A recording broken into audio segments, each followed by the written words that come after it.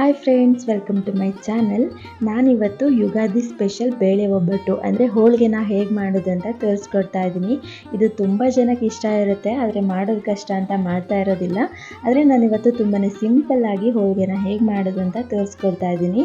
ನೀವು ಇದೇ ಥರ ಮಾಡಿದ್ರೆ ಖಂಡಿತ ಪರ್ಫೆಕ್ಟಾಗಿ ಬರುತ್ತೆ. ಇದು ನೀವೇನಾದರೂ ನನ್ನ ಚಾನಲ್ಗೆ ಹೊಸಬರಾಗಿದ್ದರೆ ಪ್ಲೀಸ್ ಸಬ್ಸ್ಕ್ರೈಬ್ ಮಾಡ್ಕೊಂಡು ವಿಡಿಯೋ ನೋಡಿ. ಬನ್ನಿ ವಿಡಿಯೋ ಸ್ಟಾರ್ಟ್ ಮಾಡೋಣ. ನಾನು ಇದಕ್ಕೆ 1.5 ಕಪ್ ಆಗೋಷ್ಟು ಕಡಲೆಬೇಳೆನ ತೊಗೊಂಡಿದ್ದೀನಿ. ಇದನ್ನು 1-2 ಸರಿ ನೀರಿನಲ್ಲಿ ಚೆನ್ನಾಗಿ ವಾಶ್ ಮಾಡಿಕೊಂಡು ಇದಕ್ಕೆ ಸ್ವಲ್ಪ ನೀರು ಹಾಕಿ ಒಂದು ಅರ್ಧ ಗಂಟೆ ನೆನೆಯೋಕೆ ಬಿಡ್ತೀನಿ. ನಾನು ಇದನ್ನು ಕುಕ್ಕರಲ್ಲಿ ಬೇಯಿಸ್ಕೊಳ್ತಾ ಇರೋದ್ರಿಂದ ಒಂದು ಅರ್ಧ ಗಂಟೆ ನೆನೆದ್ರೆ ಸಾಕು. ಇದು ನೀವೇನಾದರೂ ಪಾತ್ರೆಯಲ್ಲಿ ಬೇಯಿಸ್ತೀರಾ ಅನ್ನೋ ಹಾಗಿದ್ರೆ ಇದನ್ನು 1-2 ಗಂಟೆ ಮುಂಚೆನೇ ನೆನೆಸಿಟ್ಕೊಳ್ಳಿ. ಆವಾಗ ಚೆನ್ನಾಗಿ ಅರಳ್ಕೊಂಡಿರುತ್ತೆ, ಬೇಗ ಬೇಯುತ್ತೆ ಅಂತ. ಇವಾಗ ಇದಕ್ಕೆ 1-2 ಗ್ಲಾಸ್ ನೀರು ಹಾಕ್ಕೊಂಡು 3 ವಿಷಲ್ ಕೂಗಿಸ್ಕೊಳ್ತೀನಿ. 3 ವಿಷಲಾಗಿ ಕೂಲಾಗಿದೆ. ಇದು ಚೆನ್ನಾಗಿ ಬೆಂದಿರಬೇಕು, ಸ್ವಲ್ಪನೂ ಗಟ್ಟಿ ಇರಬಾರ್ದು. ಈ ಥರ ಪ್ರೆಸ್ ಮಾಡಿದಾಗ ಇದು ಚೆನ್ನಾಗಿ ಸ್ಮ್ಯಾಶ್ ಆಗಬೇಕು, ಸ್ವಲ್ಪನೂ ಗಟ್ಟಿ ಅಂತ ಅನಿಸ್ಬಾರ್ದು, ಆ ಥರ ಆಗಿರಬೇಕಿದು.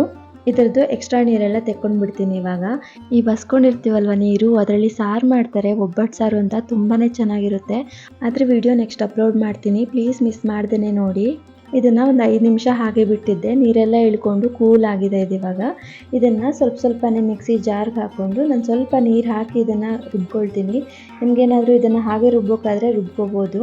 ನನಗಿದು ಸ್ವಲ್ಪ ಕಷ್ಟ ಅಂತ ಅನಿಸುತ್ತೆ, ಅದಕ್ಕೋಸ್ಕರ ಸ್ವಲ್ಪ ನೀರು ಹಾಕ್ಕೊಂಡು ರುಬ್ಕೊಳ್ತೀನಿ. ಅದರಿಂದ ಚೆನ್ನಾಗಿ ಪೇಸ್ಟ್ ಆಗುತ್ತೆ ಮತ್ತು ಹಿಟ್ಟು ಕೂಡ ಚೆನ್ನಾಗಿ ಒದಗುತ್ತೆ ಈ ಥರ ಮಾಡೋದ್ರಿಂದ. ಆದರೆ ಕಾಯಿಸುವಾಗ ಸ್ವಲ್ಪ ಟೈಮ್ ಹಿಡಿಯುತ್ತೆ ಅಷ್ಟೇ, ಇನ್ನೇನು ಡಿಫ್ರೆನ್ಸ್ ಆಗಲ್ಲ. ಇದಕ್ಕೆ ಇವಾಗ 1 ಕಪ್ ಆಗೋಷ್ಟು ತೆಂಗಿನ ತುರಿನ ಸೇರಿಸ್ಕೊಳ್ತಾ ಇದ್ದೀನಿ. ಇದನ್ನು ನಾನು ಮಿಕ್ಸಿಗೆ ಹಾಕಿ 1-2 ಸುತ್ತು ತಿರುಗಿಸ್ಕೊಂಡಿದ್ದೀನಿ, ನಾವು ಹೋಳಿಗೆ ಮಾಡುವಾಗ ಮಧ್ಯೆ ಮಧ್ಯೆ ಸಿಗಬಾರ್ದು ಅಂತ. ನಂತರ ಇದಕ್ಕೆ 2 ಕಪ್ ಆಗೋಷ್ಟು ಬೆಲ್ಲ ಹಾಕ್ಕೊಳ್ತೀನಿ. 1.5 ಕಪ್ ಬೇಳೆ ಮತ್ತು 1 ಕಪ್ಪು ತೆಂಗಿನ ತುರಿ ಅಲ್ವಾ ಹಾಕ್ಕೊಂಡಿರೋದು, ಇದಕ್ಕೆ 2 ಕಪ್ ಬೆಲ್ಲ ಹಾಕಿದ್ರೆ ಸ್ವೀಟ್ ಕರೆಕ್ಟಾಗಿರುತ್ತೆ. ಇದಕ್ಕೆ ಇವಾಗ ಅರ್ಧ ಟೀ ಸ್ಪೂನ್ ಆಗೋಷ್ಟು ಏಲಕ್ಕಿ ಪುಡಿ ಹಾಕ್ಕೊಂಡು ಚೆನ್ನಾಗಿ ಮಿಕ್ಸ್ ಮಾಡ್ಕೊಳ್ತೀನಿ.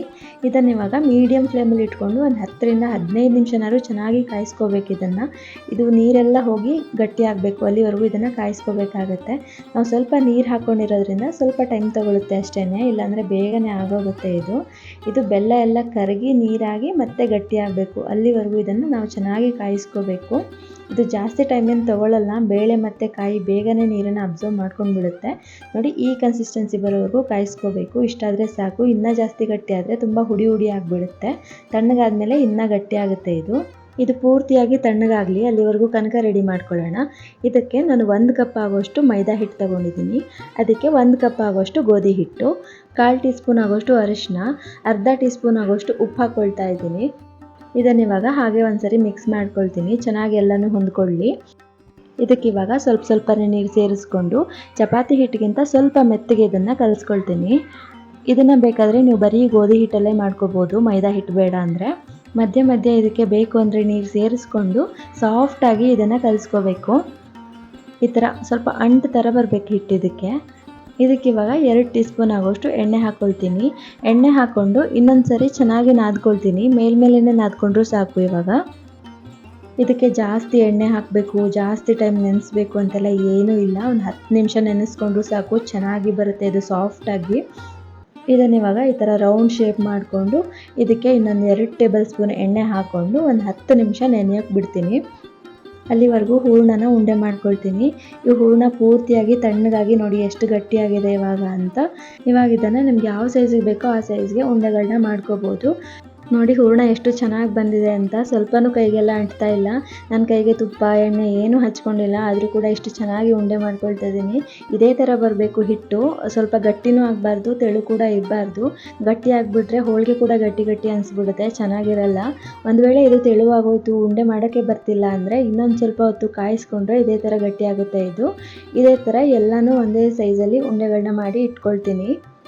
ಆಗಲೇ ನೆನೆಯೋಕೆ ಇಟ್ಟಿದೆ ಅಲ್ವಾ, ಕನಕ ಕೂಡ ರೆಡಿ ಆಗಿದೆ. ಇವಾಗ ಈ ಸ್ವಲ್ಪ ಈ ಥರ ತೊಗೊಂಡು ಈ ಥರ ಎಳೆದಾಗ ಅಷ್ಟು ಈಸಿಯಾಗಿ ಕಟ್ ಆಗಬಾರ್ದು, ಈ ಥರ ಇರಬೇಕು ಕನಕ. ನಂತರ ಸ್ವಲ್ಪ ಕನಕನ ಈ ಥರ ತೊಗೊಂಡು ಉಂಡೆ ಮಾಡಿ ಕೈನಲ್ಲೇ ಸ್ಪ್ರೆಡ್ ಮಾಡ್ಕೊಳ್ತೀನಿ. ನೀವು ಲಟ್ಟಣಿಗೆ ತೊಗೊಂಡು ಕೂಡ ಅದರಲ್ಲಿ ಲಟ್ಸ್ಕೋಬೋದು. ನಾನು ಕೈನಲ್ಲೇ ಈ ಥರ ಮಾಡ್ಕೊಳ್ತೀನಿ. ಇದನ್ನು ನಾವು ಹೂರಣ ಉಂಡೆ ಮಾಡ್ಕೊಂಡಿದ್ವಿ ಅಲ್ವಾ, ಅದಕ್ಕೆ ಕೋಟ್ ಮಾಡ್ಕೋಬೇಕಾಗಿರೋದು. ಒಂದು ಹೂರಣದ ಉಂಡೆನ ತೊಗೊಂಡು ಈ ಕನಕನ ಇದ್ರ ಮೇಲೆ ಈ ಥರ ಇಟ್ಕೊಂಡು ಇದಕ್ಕೆ ಸ್ವಲ್ಪ ಎಣ್ಣೆ ಹಚ್ಕೊಂಡು ಸ್ಪ್ರೆಡ್ ಮಾಡ್ಕೊಳ್ತೀನಿ. ಎಣ್ಣೆ ಹಚ್ಕೊಳ್ಳೋದ್ರಿಂದ ಚೆನ್ನಾಗಿ ಚೆನ್ನಾಗಿ ಜಾರುತ್ತೆ, ಆರಾಮಾಗಿ ನಾವು ಕೋಟ್ ಮಾಡ್ಕೋಬೋದು ಪೂರ್ತಿಯಾಗಿ. ಇದು ಪೂರ್ತಿ ಉಂಡೆಗೆ ಒಂದೇ ಥರ ಇದನ್ನು ಸ್ಪ್ರೆಡ್ ಮಾಡ್ಕೋಬೇಕು. ಈ ಥರ ಒಂದು ಕಡೆ ದಪ್ಪ ಒಂದು ಕಡೆ ತೆಳು ಎಲ್ಲ ಮಾಡ್ಕೋಬಾರ್ದು. ಮತ್ತು ಇದನ್ನು ನಿಧಾನಕ್ಕೆ ಸ್ಪ್ರೆಡ್ ಮಾಡ್ಕೋಬೇಕು, ಯಾಕಂದರೆ ಹೂರಣ ತುಂಬ ಸಾಫ್ಟ್ ಆಗಿರುತ್ತಲ್ವ, ಅದಕ್ಕೋಸ್ಕರ. ಇದೇನಾದ್ರು ಜಾಸ್ತಿ ಆಯಿತು ಕನಕ ಹಾಕ್ಕೊಂಡಿರೋದು ಅನ್ನೋ ಹಾಗಿದ್ರೆ ಇದನ್ನು ಮೇಲಿಂದ ಕಟ್ ಮಾಡಿ ಕೂಡ ತೆಕ್ಕೋಬೋದು. ಇಲ್ಲಾಂದರೆ ಇದೇ ಥರ ಲಾಸ್ಟಲ್ಲಿ ಪ್ಯಾಕ್ ಮಾಡಿಕೊಂಡ್ರೆ ಆಯಿತು. ಕನಕ ಹಾಕಿದ್ಮೇಲೆ ಜಾಸ್ತಿ ಹೊತ್ತು ಬಿಡಬಾರ್ದು, ಬೇಗನೆ ಲಟ್ಸ್ಕೊಂಡು ಬಿಡಬೇಕು, ಇಲ್ಲಾಂದರೆ ಸೈಡಿಗೆ ಸರಿದು ಬಿಡುತ್ತೆ ಇದು. ನಂತರ ನಾನಿಲ್ಲಿ ಹೋಳಿಗೆ ಪೇಪರ್ ಯೂಸ್ ಮಾಡಿದ್ದೀನಿ, ನೀವು ಬೇಕಂದರೆ ಬಟರ್ ಪೇಪರು ಯೂಸ್ ಮಾಡಬಹುದು, ಇಲ್ಲಾಂದರೆ ಎಣ್ಣೆದು ಕವರ್ ಬರುತ್ತಲ್ವ ಅದನ್ನು ಕೂಡ ಯೂಸ್ ಮಾಡ್ಕೋಬಹುದು. ಇದನ್ನು ಇವಾಗ ಸ್ವಲ್ಪ ಗೋಧಿ ಹಿಟ್ಟಲ್ಲಿ ಕೋಟ್ ಮಾಡಿಕೊಂಡು ಈ ಥರ ಕೈನಲ್ಲೇ ಒತ್ಕೊಳ್ತೀನಿ. ಸ್ವಲ್ಪ ಅರ್ಧ ಹೋಳಿಗೆ ಈ ಥರ ಕೈನಲ್ಲೇ ಒತ್ಕೊಂಡು ಬಿಡಬೇಕು, ಆವಾಗ ಕನಕ ಒಂದು ಕಡೆ ಹೂರಣ ಒಂದು ಕಡೆ ಆಗಲ್ಲ. ಡೈರೆಕ್ಟಾಗಿ ನಾವು ಲಟ್ರಣೆಗೆ ಹಾಕಿದಾಗ ಏನಾಗುತ್ತೆ, ಹೂರಣ ಆಚೆ ಬರೋ ಚಾನ್ಸಸ್ ಇರುತ್ತೆ. ಸೊ ಈ ಥರ ಅರ್ಧ ಮಾಡ್ಕೊಂಡ್ಬಿಟ್ರೆ ಹೂರಣ ಯಾವುದೇ ಕಾರಣಕ್ಕೂ ಆಚೆ ಬರಲ್ಲ. ಇದಕ್ಕೆ ಇವಾಗ ಮೇಲಿಂದ ಸ್ವಲ್ಪ ಹಿಟ್ಟು ಹಾಕ್ಕೊಂಡು ಲಟ್ಟಣಿಗೆ ತೊಗೊಂಡು ನಿಧಾನಕ್ಕೆ ಲಟ್ಟಿಸ್ಕೊಳ್ತೀನಿ. ಇದನ್ನು ನಾವು ಚಪಾತಿ ಥರ ಗಟ್ಟಿಯಾಗಿ ಲಟ್ಸೋಕ್ಕಾಗಲ್ಲ, ಯಾಕೆಂದರೆ ತುಂಬಾ ಸಾಫ್ಟ್ ಆಗಿರುತ್ತಲ್ವ, ಅದಕ್ಕೋಸ್ಕರ ನಿಧಾನಕ್ಕೇ ಲಟ್ಸ್ಕೋಬೇಕಾಗುತ್ತೆ. ಇದನ್ನು ಚಪಾತಿ ಥರ ಗಟ್ಟಿ ಒತ್ತಿ ಲಟ್ಸ್ಕೊಂಡ್ಬಿಟ್ರೆ ಕನಕ ಒಂದು ಸೈಡು ಹೂರಣ ಒಂದು ಸೈಡ್ ಆಗಿಬಿಡುತ್ತೆ, ಇಲ್ಲಾಂದರೆ ಹೂರಣ ಮಧ್ಯೆ ಉಳ್ಕೊಂಡ್ಬಿಡುತ್ತೆ, ಕನಕ ಎಲ್ಲ ಸೈಡಿಗೆ ಹೋಗ್ಬಿಡುತ್ತೆ. ಅದು ಬೇಯಿಸಿದಾಗ ಸೈಡ್ಗೆಲ್ಲ ಗಟ್ಟಿ ಗಟ್ಟಿ ಅನಿಸುತ್ತೆ, ಅಷ್ಟು ಚೆನ್ನಾಗಿ ಅನಿಸಲ್ಲ ತಿನ್ನೋವಾಗ. ಈ ಥರ ನಿಧಾನಕ್ಕೆ ಮಾಡ್ಕೊಳ್ಳೋದ್ರಿಂದ ಕನಕ ಎಲ್ಲ ಕಡೆ ಸ್ಪ್ರೆಡ್ ಆಗಿ ತುಂಬಾ ಚೆನ್ನಾಗಿ ಸಾಫ್ಟಾಗಿ ಬರುತ್ತೆ. ಬೇಯಿಸೋವಾಗ್ಲೂ ಅಷ್ಟೇ ಚೆನ್ನಾಗಿ ಉಬ್ಕೊಂಡು ಬರುತ್ತೆ ಇದು. ಇದನ್ನಿವಾಗ ನಿಧಾನಕ್ಕೆ ಈ ಪೇಪರಿಂದ ಬಿಡಿಸ್ಕೊಂಡು ಕಾದಿರೋ ಹೆಂಚಿಗೆ ಹಾಕ್ಕೊಳ್ತೀನಿ. ಹೆಂಚು ಚೆನ್ನಾಗಿ ಕಾದಿರಬೇಕು. ಇದನ್ನು ಹಾಕಿದ ತಕ್ಷಣ ತಿರುಗಿಸೋಕೆ ಹೋಗಬಾರ್ದು, ಸ್ವಲ್ಪ ಹೊತ್ತು ಆದಮೇಲೆ ಇದನ್ನು ತಿರುಗಿಸ್ಕೋಬೇಕು. ಮತ್ತು ಇದನ್ನು ತುಂಬ ಒಣಗಿಸ್ಕೋಬಾರ್ದು, ಮೀಡಿಯಮ್ ಫ್ಲೇಮಲ್ಲಿ ಇಟ್ಟು ಎರಡು ಕಡೆ ಬೇಯಿಸ್ಕೊಂಡ್ರೆ ಆಯಿತು. ಹೊರಗಡೆ ಮಾತ್ರ ಬೇಯಬೇಕಾಗಿರೋದಲ್ವ, ಒಳಗಡೆ ಹೂರಣ ಎಲ್ಲ ಆಲ್ರೆಡಿ ಬೆಂದಿರೋದೇನೆ.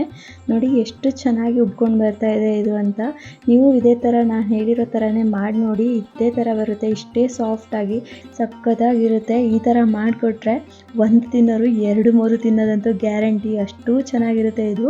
ನೋಡಿ ಎಷ್ಟು ತೆಳುವಾಗಿ ಎಷ್ಟು ಸಾಫ್ಟಾಗಿ ಬಂದಿದೆ ಅಂತ. ಇದು ತುಂಬಾ ಚೆನ್ನಾಗಿರುತ್ತೆ, ತುಪ್ಪದ ಜೊತೆ ಅಂತೂ ಸಖತ್ತಾಗಿರುತ್ತೆ ಇದು.